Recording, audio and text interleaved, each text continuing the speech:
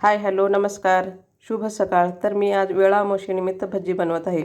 तर त्यासाठी आपल्याला लागेल वटाणे, हरभरे, तुरी, वरण्याच्या शेंगा, शेंगदाणे आणि चिंच.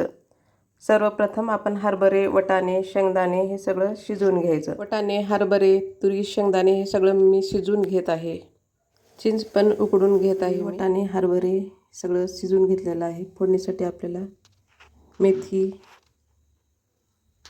लसूण आणि कोथिंबीर लागेल. फोडणीसाठी सर्वप्रथम तेल गरम झाल्यानंतर यामध्ये मोहरी तळल्यानंतर यामध्ये लसूण, कढीपत्ता,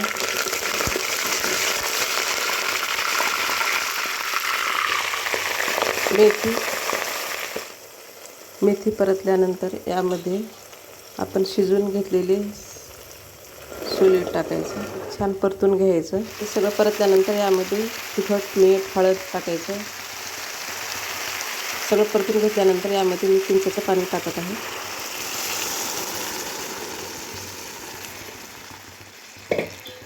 बेसन पीठ गरम पाण्यामध्ये मिक्स केलेलं आहे. आता हे मिक्स केलेलं बेसन पीठ या फोडणीमध्ये टाकायचं.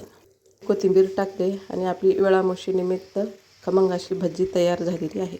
भजी तयार आहे. या तर मग भजी आणि रोडगा जेवायला.